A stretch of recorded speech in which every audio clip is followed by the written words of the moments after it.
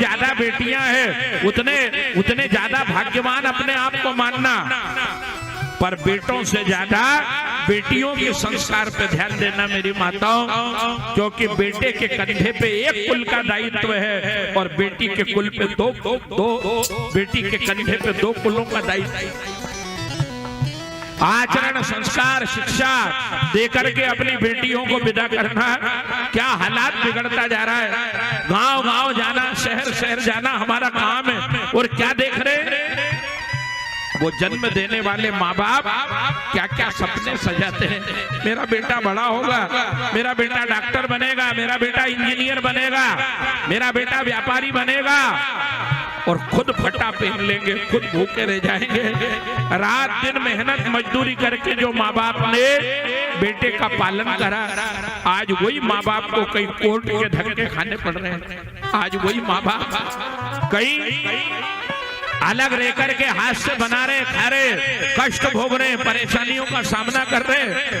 आज वही माँ बाप तरह तरह के व्यंग वचन सुन रहे हैं।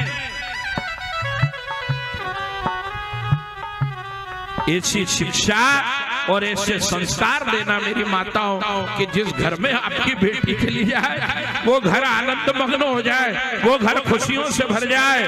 जन्म देने वाले माँ बाप देख करके गदगद होते रहे। ऐसे संस्कार अपनी बेटियों को विदा दे करके विदा करना दुनिया का सबसे बड़ा यज्ञ है, कन्यादान। और जिनके यहाँ बेटी नहीं है वो माँ नर्मदा के तट पे जाना, स्नान करना, नारियल दक्षिणा नर्मदा में छोड़ना। कुंवारी कन्या का साक्षात स्वरूप है माँ नर्मदा। कुंवारी कन्या का पूजन करना और नर्मदा से बेटी मांगना। हे भगवान, हमारी बहू के गर्भ से, बेटी के गर्भ से बेटा हो या ना हो, पर एक बेटी जरूर दे देना ताकि कन्यादान जैसा महादान करने का सौभाग्य प्राप्त हो जाए। इसलिए श्रेष्ठ शिक्षा। राम एक बार वन में गए और सीता 2 बार वन में गई। राम को 1 बार वनवास हुआ, सीता को 2 बार वनवास हुआ। जब वाल्मीकि के आश्रम में गई सीता, वहां भीलों की पत्नियों ने सीता को घेर लिया और बोले, एक बात बता, जब राम वन में गए तो 14 साल तू उनके पीछे पीछे गई। अयोध्या की न्याय व्यवस्था ने राम को वनवास दिया था, सीता को नहीं, फिर भी सीता गई। और जब उसी न्याय व्यवस्था ने सीता को वनवास दिया तो राम जी राजपाट छोड़ के तेरे पीछे क्यों नहीं आए? पति और पत्नी तो सिक्के के 2 पहलू है, गाड़ी के 2 पहिए। सीता जोर से रोने लगी, देवियों मैंने यदि जवाब दिया तो मेरे पति भगवान राम का विरोध हो जाएगा। वो सारी स्त्रियां वाल्मीकि जी के पास आई, गुरुदेव जब ऊ वन गहिले तो ई वन गहिले। यावत क्षेत्र में विराजमान भीलों की भाषा है। जब वो वन गए तो ये 14 साल उनके पीछे गई, और जब उसी अयोध्या की न्याय व्यवस्था ने इसको वनवास दिया तो वो क्यों नहीं आए?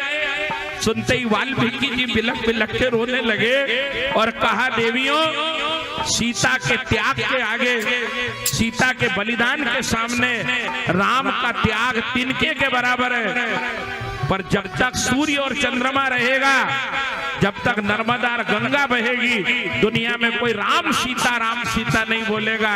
सारा संसार सीता राम बोलेगा। ये सीता के संसार, ऐसी शिक्षा देकर के विदा करना। क्या आशा लगाते हैं माँ बाप? कभी देखा होगा आपने, बेटा चलते चलते अपने आप खड़ा होता है तो माँ दौड़ती है, पिता दौड़ते हैं, हाथ पकड़ के एक एक कदम आगे बढ़ाते हैं।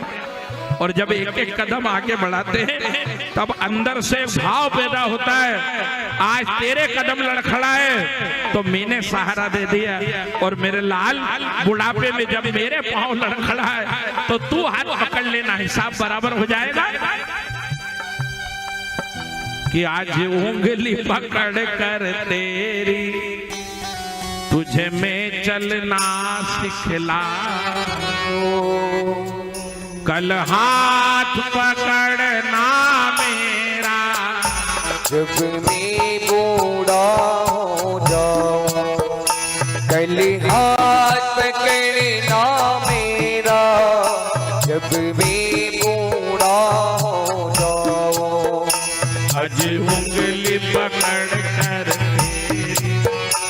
तुझ में चलना सिखलाऊं, कल हाथ पकड़ना मेरा जब मैं बूढ़ा हो जाऊं। जय हो। कल हाथ पकड़ना मेरा जब मैं बूढ़ा हो जाऊं।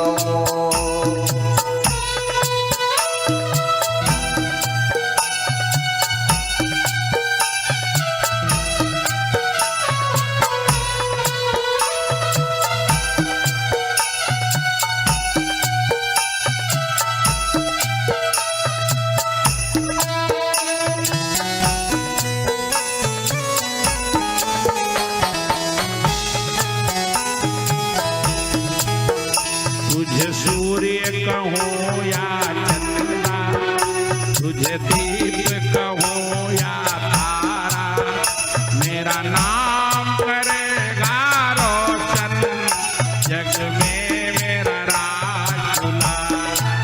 वो मेरा नाम करेगा रोशन, जग में मेरा राज दुलारा। मेरा नाम करेगा रोशन, जग में मेरा राज दुलारा। आज उंगली पकड़ करते तुझ में चलना सिखलाऊं, कल हाथ पकड़ना मेरा जब मैं बूढ़ा हो जाऊं। आजकल किसी से पूछो माँ बाप, बोले माँ बाप मेरे पास, वो भला आदमी यही भूल जाता है कि माँ बाप मेरे पास नहीं है, मैं माँ बाप के पास। माँ हमारे पास नहीं है, हम माँ के पास है। माता पिता हमारे पास नहीं है, हम उनके पास हैं। तो देवियों, ऐसी शिक्षा और ऐसे श्रेष्ठ संस्कार देकर के विदा करना कि हमारी बेटी के गर्भ से कोई महापुरुष जन्म ले।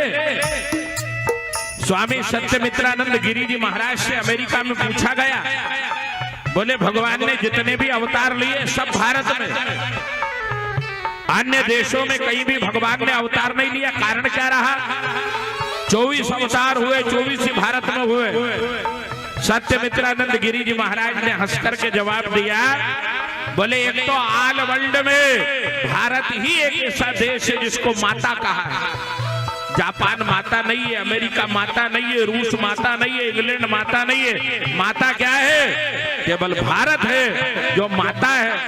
और भारत में कौशल्या और देवकी जैसी पतिव्रता धर्मपरायणा माताएं निवास करती है, इसलिए भगवान को अवतार लेना पड़ा।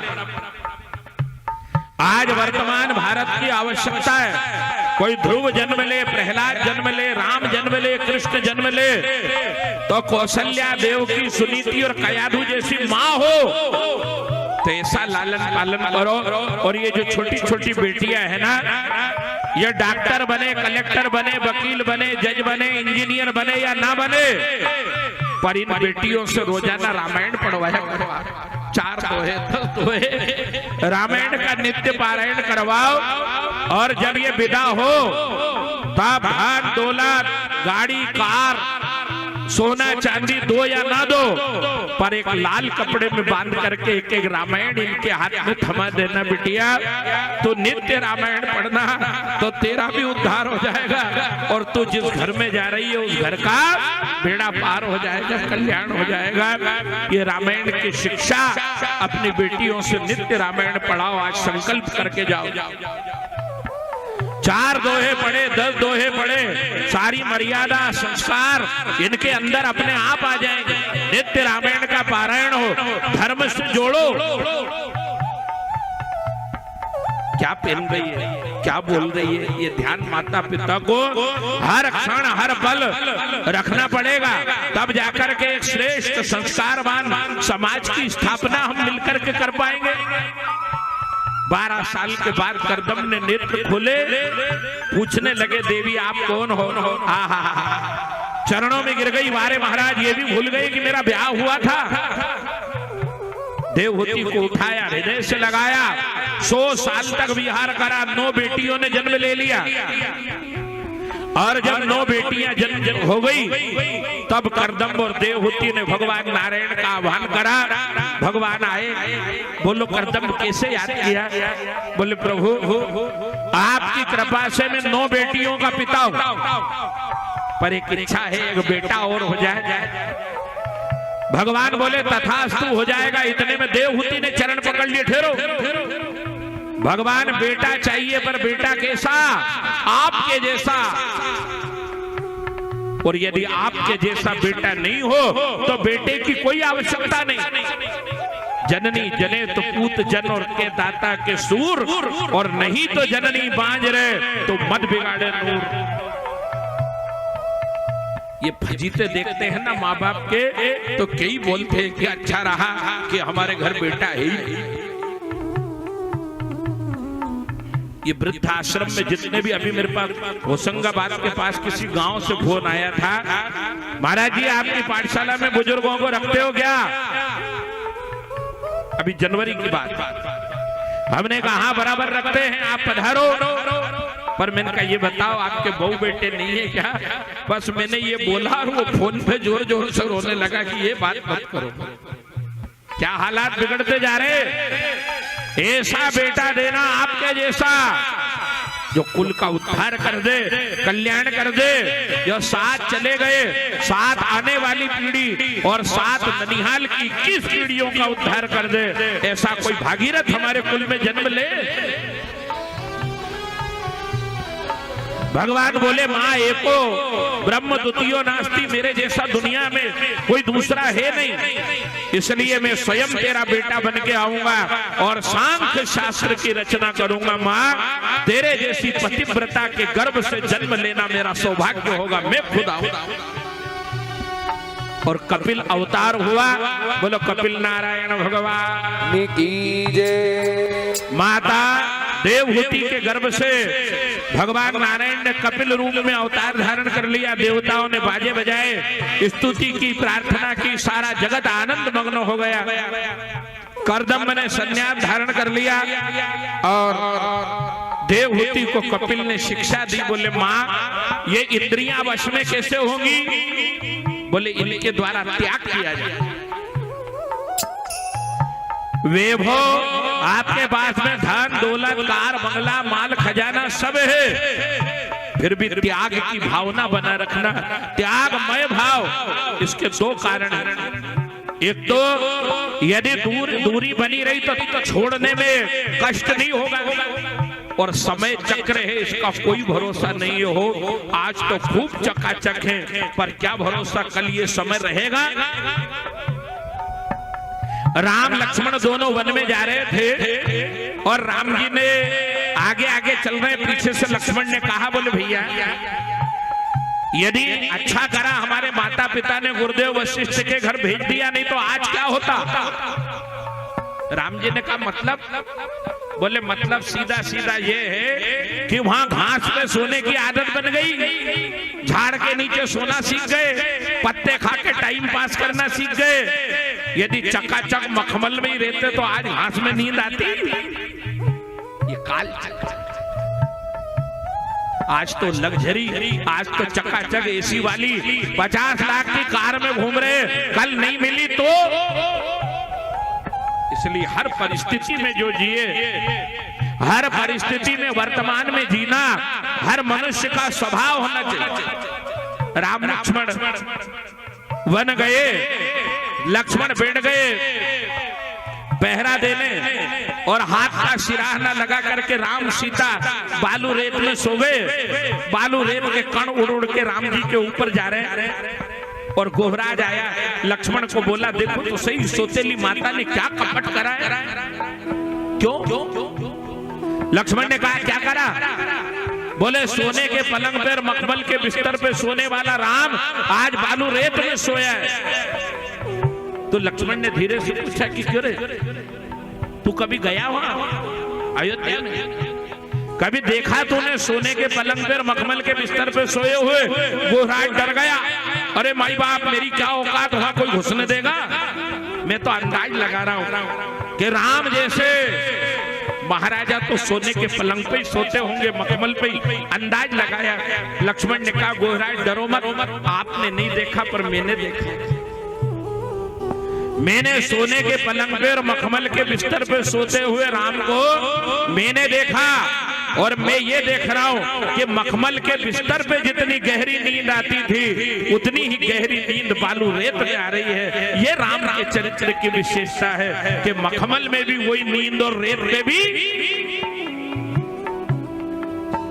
नखरे मत मान लेना जीवन में ज्यादा, नहीं तो कभी सुखी रह ही नहीं पाओ। ये कई लोग तीर्थ यात्रा में हमारे साथ जाते हैं, यहीं से जो नखरे चालू हो वापस आ जाए जब तक उनकी शिकायत खत्म ही नहीं हो। यहाँ नहीं बैठे, यहाँ नहीं सो, यहाँ नहीं खा, ये नहीं खाओ, ये नहीं पहनो, यहाँ पंखा नहीं है, यहाँ कूलर नहीं है, यहाँ एसी नहीं है, यहाँ गद्दा खराब, यहाँ नल नहीं चल रहा है। यानी एक दो तो ऐसे हैं जो मेरे को दिखे और समझ जाऊं कि ये कहीं न कहीं कहने आएगा आपके गुरुजी फलानी तकलीफ हमारे साथ है। ये